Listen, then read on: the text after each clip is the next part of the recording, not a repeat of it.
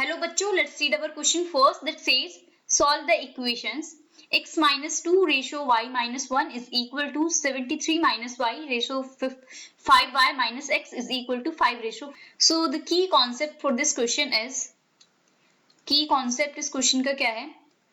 Elimination method. Elimination method. देखो ये method क्या होता है, अगर हमारे पास में इक्वेशंस है इन टू वेरिएबल तो हम क्या करते हैं, किसी एक वेरिएबल को एलिमिनेट कर देते हैं एंड देन सेकंड वेरिएबल की वैल्यू फाइंड करते हैं.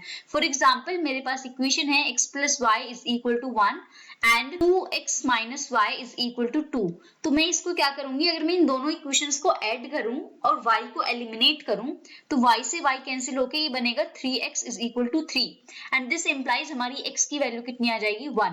तो ये क्या है हमारा एलिमिनेशन मेथड. इसमें हमने क्या करा, एक वेरिएबल को एलिमिनेट कर दिया एंड उसके करस्पॉन्डिंग हमने सेकंड वेरिएबल की वैल्यू फाइंड करी.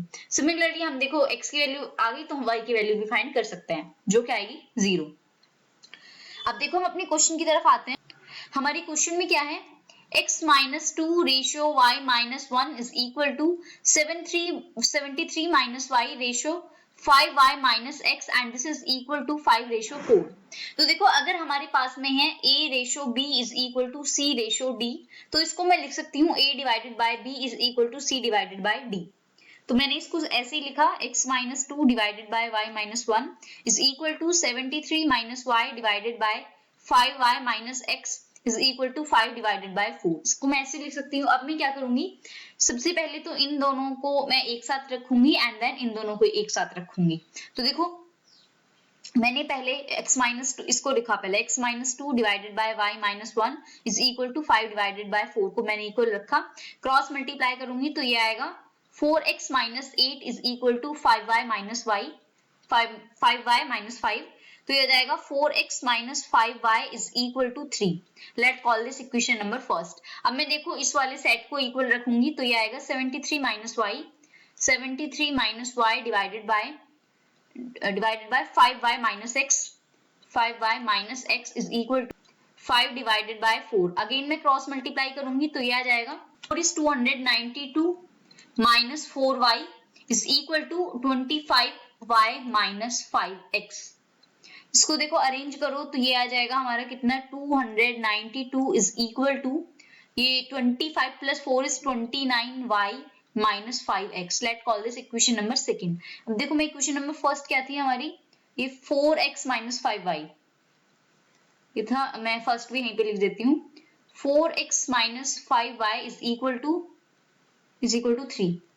तो ये है हमारी इक्वेशन नंबर फर्स्ट.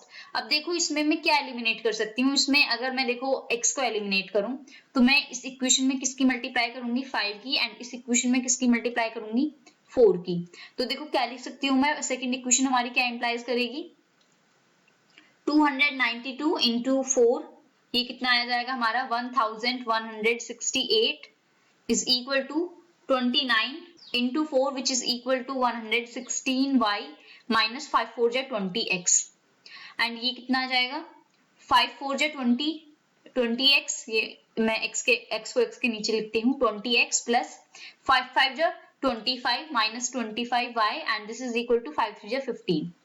अब देखो मैं इनको ऐड कर सकती हूँ तो 20x से 20x कैंसिल हो जाएगा एंड इसको मैं सॉल्व करूँ तो ये आएगा 116 minus 25 which is equal to 91y एंड ये किसके इक्वल हो गया 1168 plus 15 which is equal to 1183 and इसको देखो मैं यहाँ से y की वैल्यू निकालूं तो डिवाइडेड बाय मैं 91 से डिवाइड करूंगी तो ये जाएगा 13 टाइम्स. तो हमारे यहाँ से y की वैल्यू कितनी आ गई 13.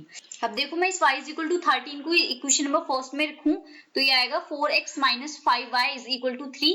तो this implies 4x minus 5 into 13 is equal to 3.